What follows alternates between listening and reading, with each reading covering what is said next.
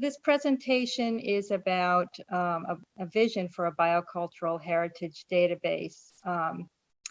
This is a concept, so I'm looking for partners. It was originally envisioned as an outreach to, and it is an outreach to the library community, and that pulling on library best practices. This is generative and it's descriptive. So.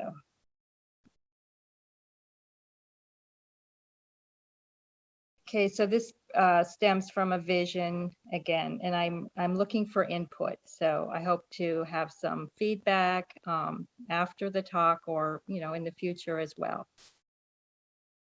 So this is beyond a content management system that I'm envisioning, talking about bringing in cultural heritage, adaptation knowledge, and applying that to climate change. And I see this as interoperable and ongoing, and the ongoing process nature of it is key. So engaging communities actively, and to explore relationships that may be underexplored between traditional knowledge and science. And decentrality is a really key part of this, given some of the political background of the last 5 years and beyond that, that continues. So how can scientific data and other data be protected? And so that's a big part of this vision. So this concept of distributed systems, I know that many of you are aware of this, is not something new. It's rooted in history, and in Thomas Jefferson in 1791 said, "Let us save what remains, not by vaults and locks, which fence them from the public eye and use in consigning them to the waste of time, but by such a multiplication of copies as shall place them beyond the reach of accident." And more recently, lots of copies keep stuff safe. Stanford University's locks said, "Not just by many copies, but peer-to-peer architecture in which no network participant controls all the copies." So during the Trump administration, there was the environmental data government initiative, among other initiatives to save data relating to the environment, the EPA, etc. Now, I'm a librarian, an academic librarian, and I have in the past often said that to students when looking at URLs that .gov is a pretty safe bet. But, I had to reconsider that in the last last 10 years. And here's an article from the New York Times, March 6, 2017. Activists rush to save government science data if they can find it. I'm going to refer a bit to the work of Hope Jahren, a geoscientist, and I'll explain why. She moved to Norway in 2016 for more support for her academic work, and also because she was worried about the future of science in America. And she has, in that other slide there, Nature magazine noted that she is the voice that science has been waiting for. So why is that? She brings personal stories into science and engages readers, stakeholders. And so that's some of what I will do today. So please bear with me. If it seems too personal, that's part of this database project, is to engage stakeholders, to engage communities with climate action through heritage. So culture, what exactly is that? And what is it in the US and what is it in the world? That's a lot to describe. We can think about even New York City, where I live. It's just so many cultures. focusing in on this talk and what cultural aspects relate to the database. Political systems can change dramatically after elections. The US is seen as a science innovator, has been seen as a science innovator. The US can be seen as a science denier. There are so many different ways of looking at the US and its culture. And what does culture have to do with climate change? I know that I'm speaking to a group that's already heavily involved with that. So I'm a librarian again, so I love to look at my dictionaries, and I'm looking at the OED and the definition for culture, the noun. The cultivation of land and derived senses is the first here in the exploration of etymology. And that is more of an agriculture or science-based definition of culture. If we jump to 6 and 7, we get to refinement of mind, taste and manners, artistic and intellectual development. And then the distinctive ideas, customs, social behavior, products, or way of life of a particular nation, society, people, or period. So what comes first, science or art and humanities and social behaviors, and how are they linked today with regard to climate change? Now, I'm very honored, as I've mentioned, to be speaking to this group primarily of archaeologists, and I think that the skill sets of archaeologists are a perfect fit for a biocultural heritage database. I don't need to describe to you how those are tied in with your profession. I can say that this background image here comes from Barbuda, a dig there. When I went to do research, I worked with the Barbuda Archaeological Research Center, which was under the umbrella of the Barbuda Research Center, which also did environmental studies relating to erosion and water levels. So that's very linked. And going to the personal again, when I applied for college, an interviewer, when I met her, she told me she had studied archaeology at the University of Pennsylvania, and she had a great understanding of history. And then decades later, she told me that she knew that I was going to become a librarian. But of course, I had done many things before studying to become a librarian. But there's something about archaeologists and their understanding of history that really is, I think, a potential good fit for this current climate crisis. So a few topics that I'm going to touch on. So definitions, I already started with that. The concept of reciprocity is key to this vision. Underlying metadata, the structure of a database with rights, stakeholders' rights at the forefront, and issues such as opt-in instead of opt-out built in. So some of those library best practices of services, privacy, stakeholder engagement. And then I'll also talk about intergovernmental initiatives to bring science and culture together.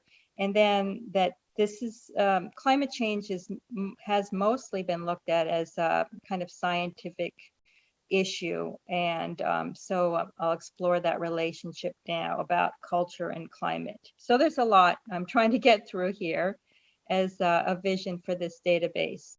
So definitions, thinking about ancient or historical culture and contemporary, grounding it in my own research, say in Barbuda, the Martello Tower on the left is British colonial architecture, and the stakeholders on the island were not that interested in that aspect of culture when I did my my field studies.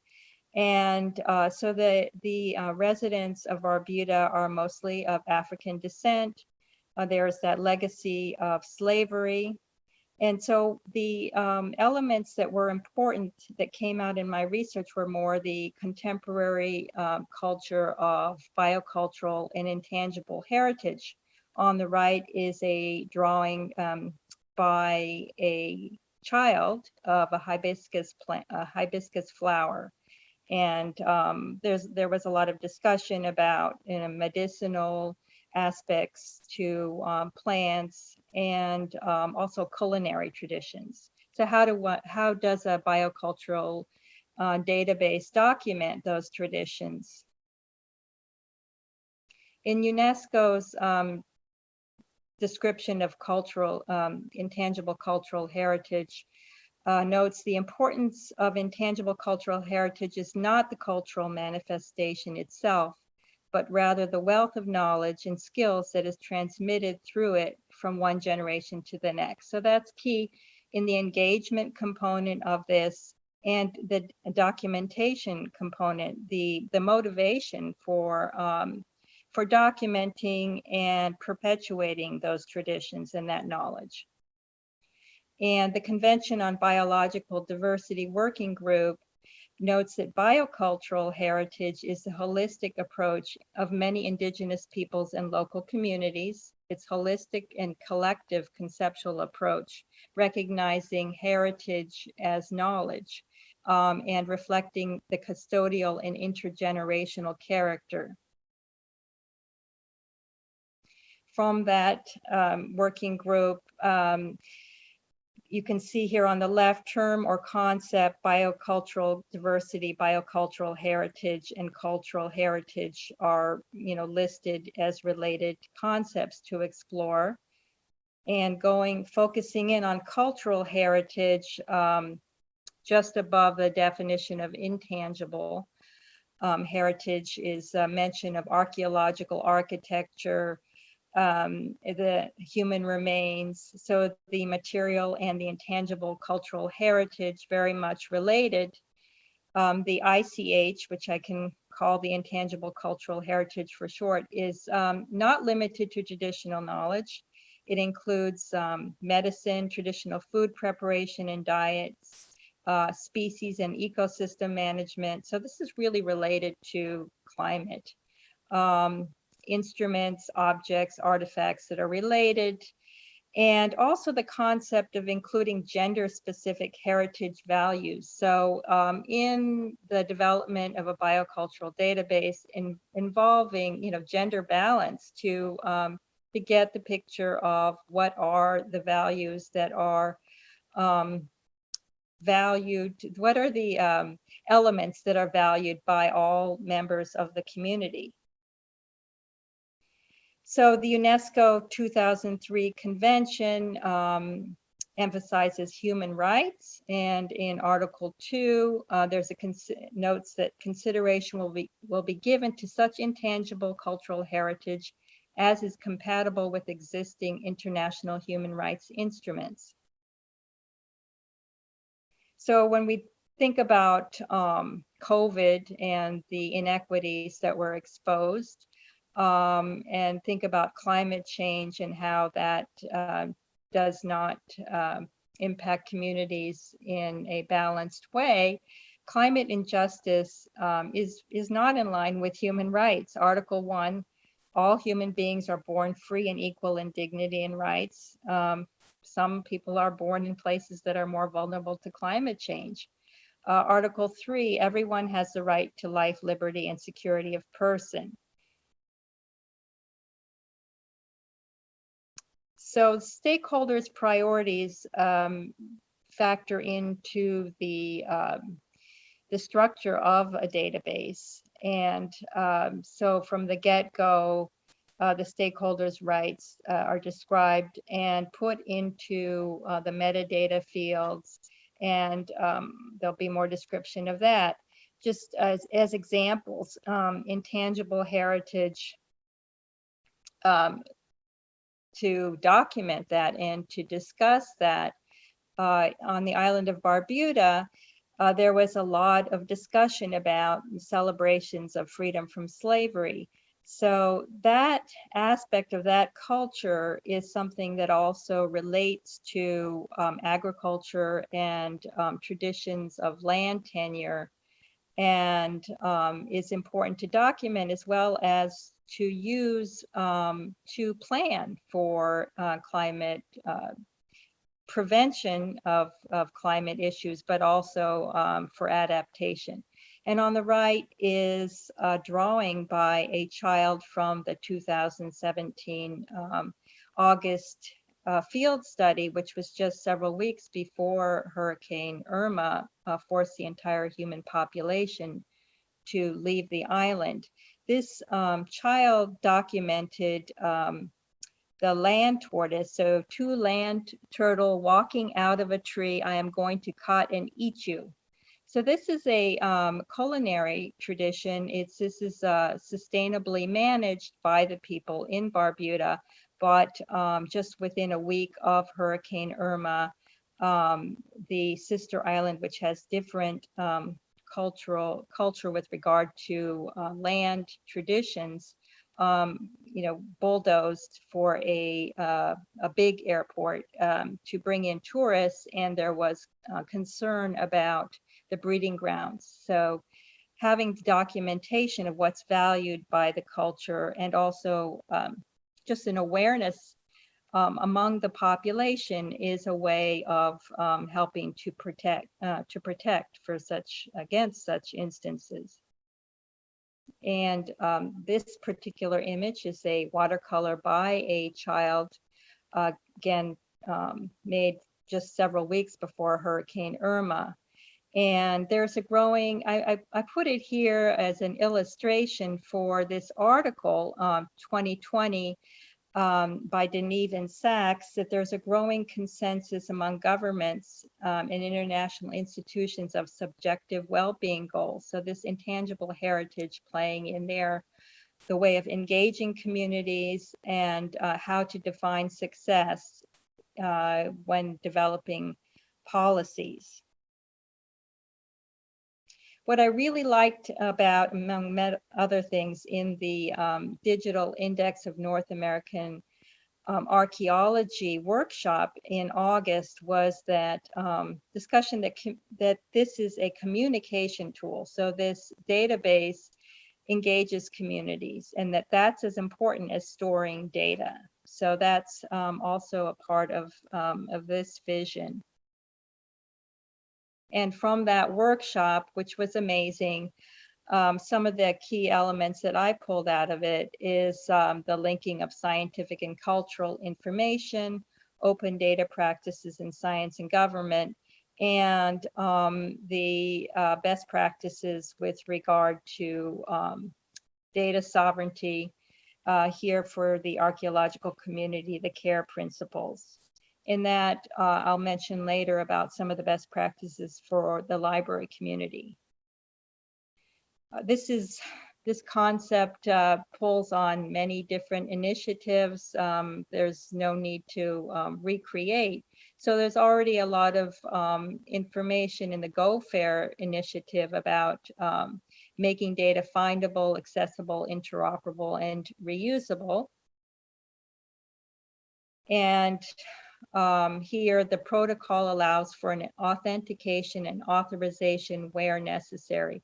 So built into the infrastructure for stakeholders who wish to document the data, but may not wish to share everything. So that has to be very carefully organized. That could pull upon library best practices. And as I saw with the archaeological database, there's a lot of know-how in the archaeology community. So going back and bringing it back to engaging communities locally. So what kind of information to share, and what is important to communities? So here I'm looking at another project that I'm involved with, is in Malawi. There on the left, my collaborator is carrying the corn and harvesting, and is creating with his community a community-based organization, keys. So knowledge, elders, youth share. And a child, so this is bringing in the intergenerational element and involvement. This child has developed a logo for this organization, and they have sold soybeans to start this organization, to fund it. And on the right is a community in Malawi that decided to build an elementary school, and so that's something that is directly community decided what is valuable.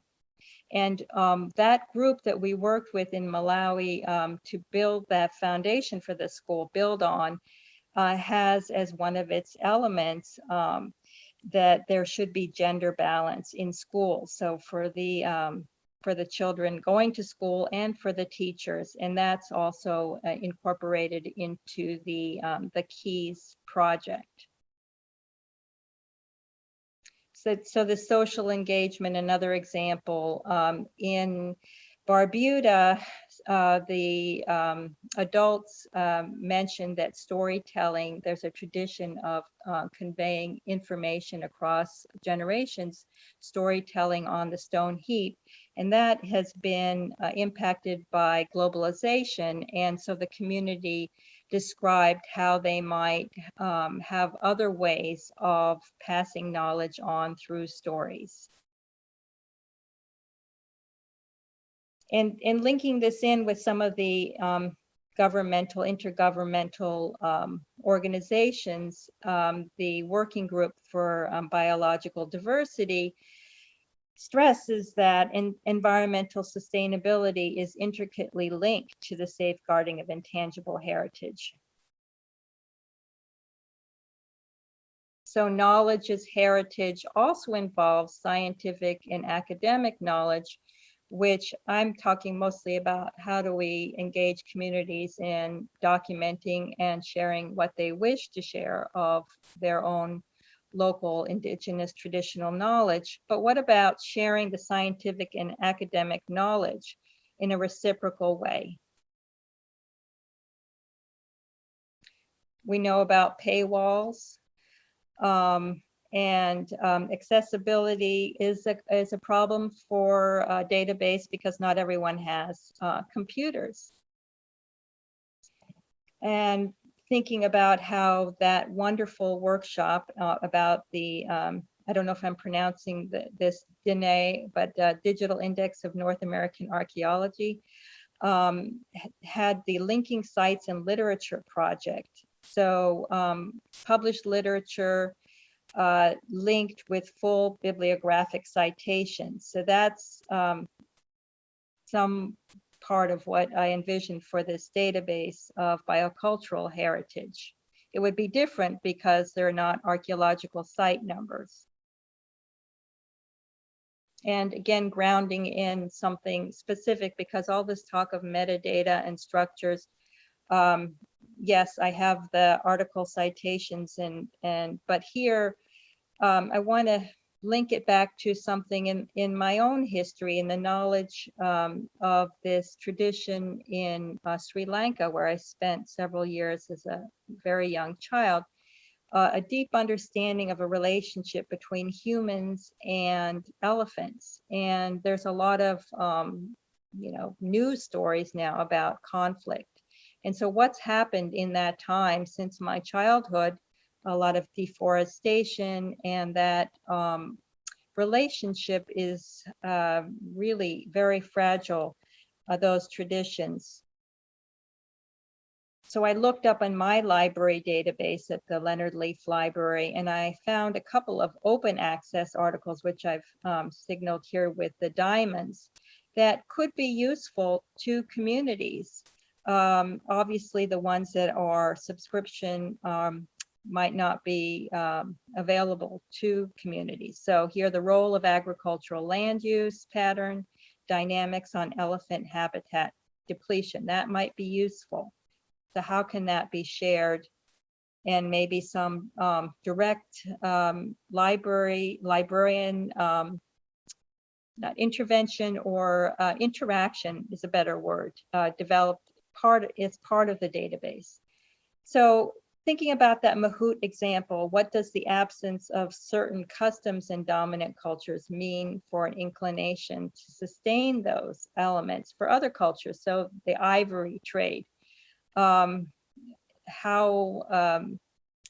understanding the value of elephants is an example of how that's very local, that people who don't have any relationship to elephants as a way of, sustaining the economy, carrying those big tree trunks in the trunks of the elephants. It's part of a culture that's valued.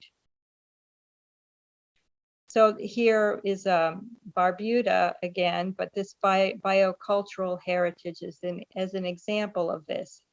I'm not showing you, forests in Sri Lanka, but it's all around us. This biocultural heritage here again in Barbuda, and the fishing tradition there that is sustainable, but they also have a lot of interest in their fish from countries very far away. So documenting some of the local traditions could work towards maybe saving some of the environment, and the emphasis on what is sustainable. Again, from Barbuda, the straw broom making tradition was identified. There's only one elder person on the island who knows this tradition. So the stakeholders, they decided that they're going to have ways of transmitting this tradition within the community. So a biocultural database could document this. That would be one way of doing this as well, so to support such efforts. And how would you respond to questions about valued cultural elements in your culture? So this survey that I used in my work identified different cultural heritage elements. So everything from birth customs to dance to leadership initiations and hunting practices. In this culture, we often buy, our meat from stores, and we don't really think about, say, for instance, that turtle meat.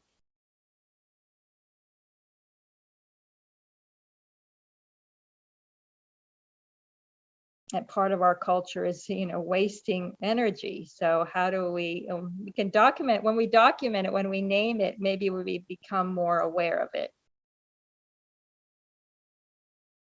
And cultural appropriation is also something that has to be considered in the structure designing a database, and how to guard against it while also working to document what stakeholders wish to document. So they might want to share some aspects, and this is not new. There are different initiatives out there that that consider this. So I would want to integrate that knowledge into a database. The UNESCO Convention has a definition that is very dynamic. So there's a balance between cultural appropriation for intangible heritage and also recognizing the dynamism. So ICH is transmitted from generation to generation, is constantly recreated in response to their environment, which we will have more and more of as the climate changes. Their interaction with nature and their history, and provides a sense of identity and continuity, and thus promoting more respect for the diversity of culture and also of biodiversity. I mentioned at the beginning that I'm not going into the metadata field specifically in this brief presentation, but this great visualization about metadata fields for different types of cultural aspects and scientific aspects. So how do you document, how do you migrate, geospatial data, archives, museums, information in museums, scholarly text, and it notes controlled vocabularies, descriptive metadata, preservation metadata. These all are part of a database that library best practices are very involved with. And so the nitty gritty there is really not an afterthought. It's very important to consider the life cycle of and also how to make this accessible to the degree that stakeholders who contribute data wish that information to be shared. So I mentioned rights, metadata, a language metadata, or GPS or not. So maybe regional identification for some sites that maybe stakeholders do not wish to have identified to the public. These are all parts of the metadata components. And there's a lot of information about, well, now there's literature, a growing body of literature about the metadata categories associated with intangible cultural heritage. And there are many, many, many potential partners that could be brought into this. And so from the scientific to cultural groups around the world, information security is a critical part of this as well. And I again mentioned that this is not a totally novel concept. So you have the Makurto content system that it already exists as documenting data. It's not so much interoperable, but I think that their first priority to foster relationships of respect and trust is really critical. So within that system, there are labels for traditional knowledge, cultural protocols, and also preservation elements.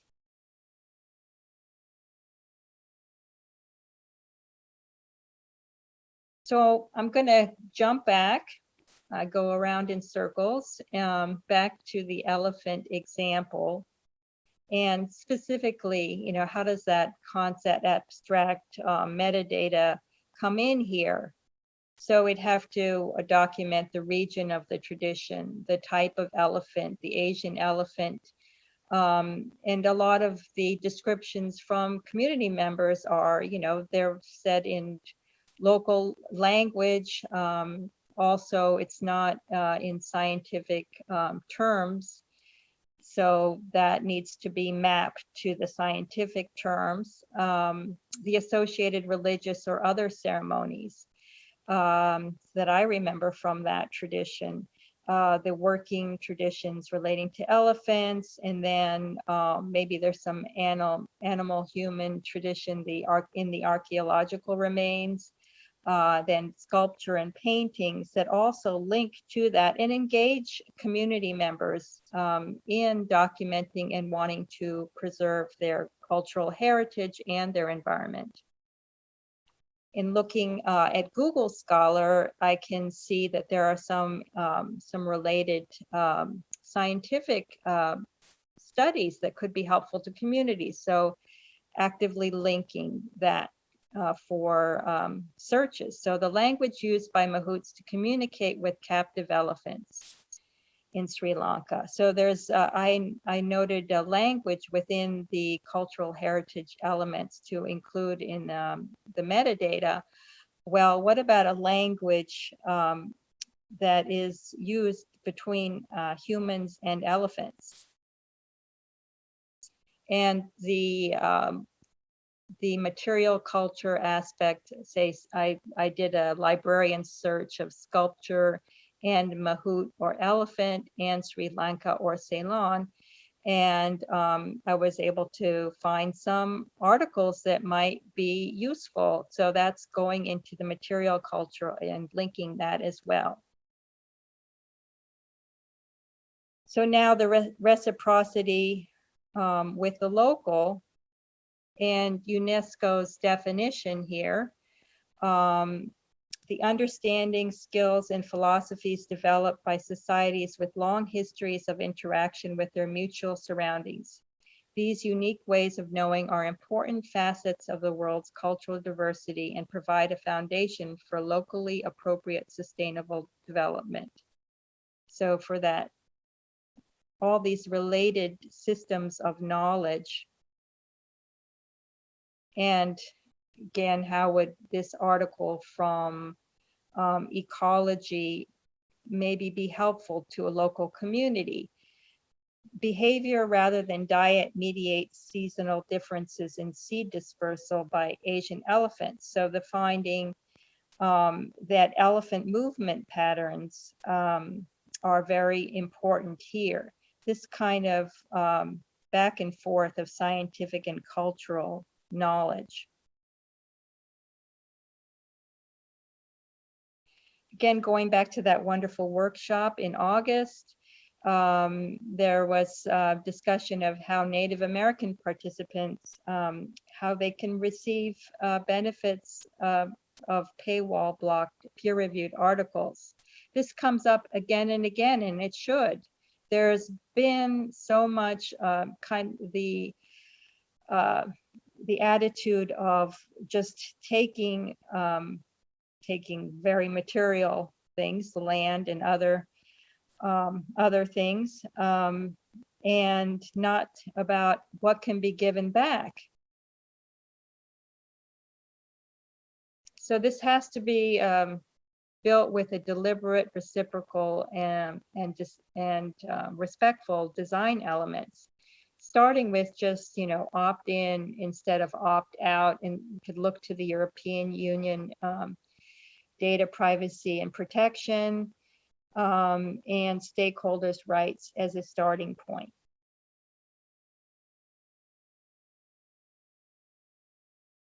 Whoops, going too fast here. So thinking about what happens with the archaeology community, you know very well what the best practices are.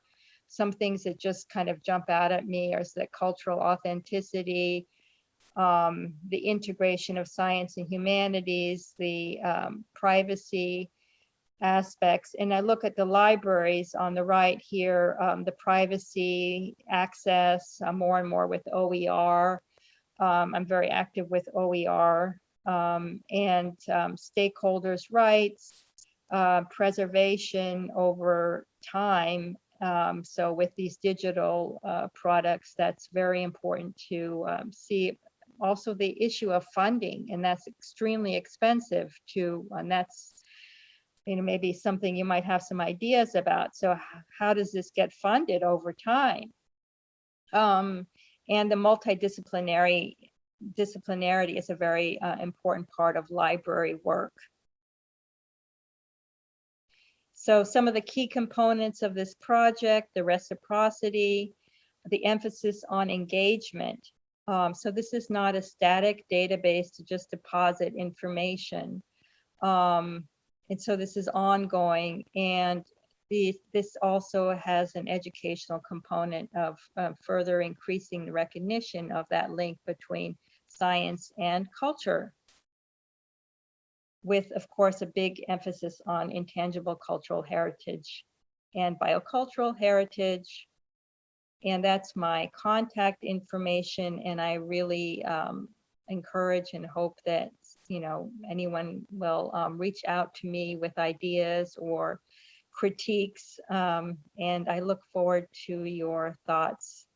Thanks very much for having me.